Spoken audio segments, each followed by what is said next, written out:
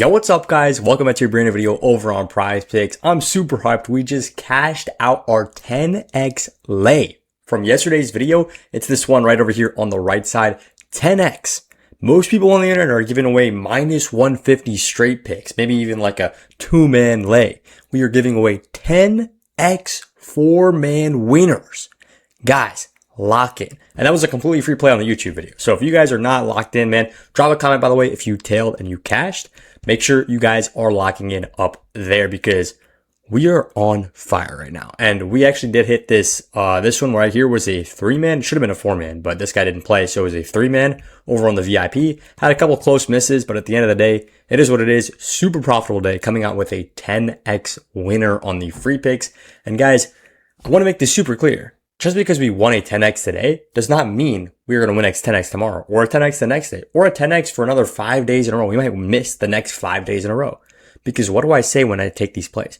I say they pay out 10x, but we win them around 1 in every 8 plays. So we are getting a great return on our investment. And I could be like another capper online and just lie to you and say, we just won our 10x. We're hot. We're going to win again. And then get you to blow your entire bankroll on this 4-man lay that likely isn't going to hit. But I'm not like that. I'm trying to teach you guys the exact strategies, the exact ways to beat PrizePicks. And this is one of them. And we just had a huge payday yesterday. So make sure you guys are locked in today. Today we're going into 2 NBA picks and 2 soccer picks because we got some big Champions League games today. Or I guess just one game, but we will see. Make sure you guys are joining up in the Discord. It is 100% free to join. And I'm posting plays in here. This was a play that we took yesterday in the NBA. Super close. LeBron James catches with ease.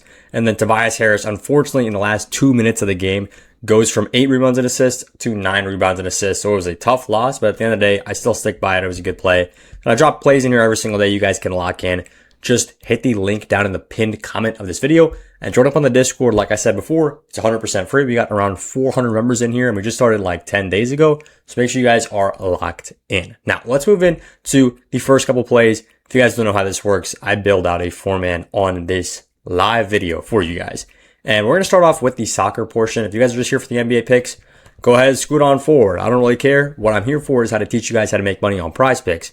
And we're going to get into a couple correlated plays right here. So go to soccer, go to passes attempted. Then we're going to scroll down right here to this Bayern Munich. I know that might not look like Munich, but it's Bayern Munich versus Paris Saint-Germain. So it's PSG versus Bayern Munich. This is a huge game in the Champions League. These are 2 of the probably top 5 teams in the world. And the players that we are taking right here are going to be Marquinhos and Vitinha. So the reason we're taking these guys both on the over together on their passes is because these guys play in a very similar spot on the field. So if we look at PSG and we look at a few of their previous games, right, we can see that these guys are playing almost right next to each other on the field, right? I'll show you guys this. Okay, this is probably not the best. They were playing some of their subs that game. That was on me. This one is when these guys both played, right? Let me show you guys. This is the PSG lineup, right? Paris team that we are looking at right here. And this is Marquinhos, our first player, and this is Vitinha, our second player. These guys are right next to each other, basically playing in the same, little patch of grass on this team. And one more really important thing that I look at when taking these plays is we're trying to look at players who are very unlikely to get subbed out. Marquinhos is a solid defender. He's a veteran. He's been playing, I think, 10 plus years now. He's likely not going to get subbed out and did not get subbed out in the last game. And Vitinha is one of the most, he's got the best stamina. I don't know how to say that in one word. He's really good endurance, really good stamina. He runs around a lot, but he doesn't really get subbed out. So what am I doing here? Why am I taking 2 guys on the same team on the over? And I'm just telling you guys to take them because they play next to each other. Well, you guys can put 2 and 2 together. When players get a lot of passes attempted, that means that the one team, in this case is Paris, has the ball a lot. If this team has the ball a ton, right, that means they're going to pass the ball around a lot. You guys, I'm sure a lot of you guys have seen soccer games, at least one game before. They oftentimes pass the ball around the defense a lot, or they pass the ball around the midfield a lot. When they have the ball, they're just passing it, waiting for the opening so they can go ahead and strike, right? And when one team has the ball a lot, their players will go over on passes, right? So it's like all of these players are going to get a lift in their passing attempts if the team has the ball a lot, right? So if Marquinhos here goes for 90 passes, say he gets a great game. He's got the ball at his feet a ton. He's getting a lot of passes. 90 passes attempted means he's trying to pass the ball to his teammates 90 times in the game.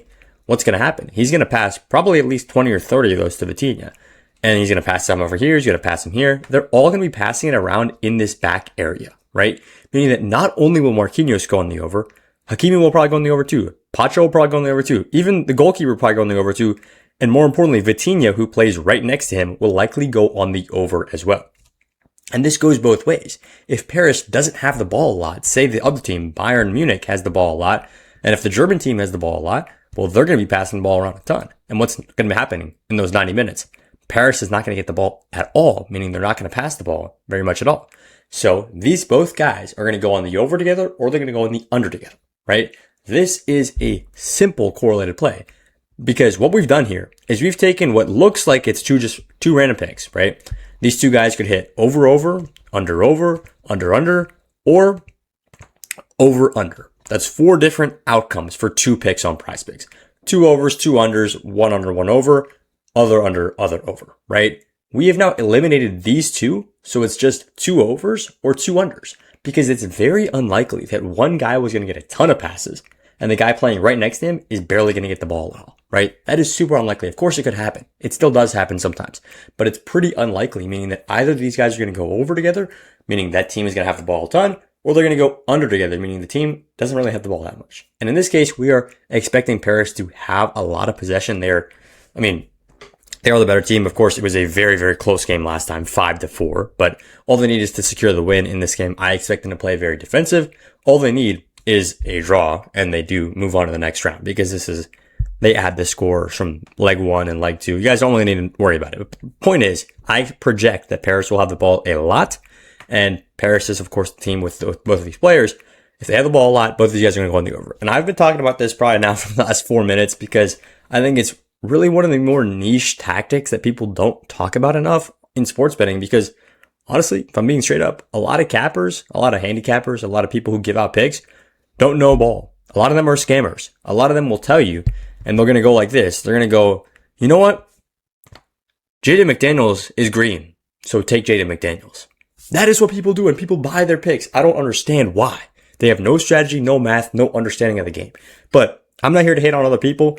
I'm just here to tell you guys, like, you can tell when somebody's scamming, right? It should be obvious. Anyways, let's get into the NBA picks here. This is, I'm going to be straight up, the less profitable part of this slip. These 2 players are the most profitable part. In my, when I do VIP plays, I don't really add in NBA plays at all. I do it for fun sometimes. I mostly just stack a bunch of correlations. So this is soccer correlation, video games correlation, video games correlation, video game correlation, soccer correlation. So instead of taking 2 correlated plays and then 2 NBA plays, I'll take 2 correlated plays and then 2 separate correlated plays. And that's what we roll with on the VIP. But right now, we're just going to do 2 correlated and 2 uncorrelated, and we're going to slap it into a 4-man, and we're going to see how it goes, because it did go for a 10x yesterday. Let's see what we can get. So these are the first 2 plays. If this doesn't make any sense to you guys, please, please, please do not click off this video. Instead, drop a comment down below. I will get back to you. I get back to every single comment. Honestly, there's not that many comments, so it's very easy to do. But if you guys drop a comment asking any questions about this, I'll respond to you. I love this stuff. I love showing people how to beat PrizePicks, because a lot of people don't know how. Anyways, let's get into the NBA picks. Starting off with Karl-Anthony Towns here on the over at 4.5 assists. Now, this is a personal great play, in my opinion. I think that what's happening in this game is that the Sixers are going to have to adjust in game 2 to stop one man, who is Jalen Brunson. Jalen Brunson absolutely cooked. He hit his points prop in the first half, I'm pretty sure. It was not even close, right? He was the best player on the floor, and every single day. Like, he wasn't close, right? I don't know what I'm trying to say here. He was insane. So what's going to happen is that the Sixers, who honestly don't have a good response for Jalen Brunson, are going to have to try to come up with something, right? I imagine it might even be a guy like George or Edgecombe. I'm not super thrilled about either of those matchups, but they will try to guard Brunson. The important thing is that the Sixers are going to try to double Brunson more. They're going to start to add way more to his plate so that he can't just beat him one-on-one and score, because that is not the way you want to go down 2-0 in a series by getting cooked by the same star player twice in a row, acting like you didn't change your game plan at all. So they're going to double a lot more, meaning what are the Knicks going to do? They're going to bring Cat into the action a lot more. They're going to bring Cat to screen a lot more. And then there's going to be Brunson and Cat screen. You guys see this every single time on your TV. Then when they send the double towards Brunson, Cat's going to go more wide open, right? Then more towards Cat. Cat's going to get more assists. I expect Cat to be effective from the 3-point line and actually getting a lot of assists here. I think Cat's going to have a great game here, like straight up.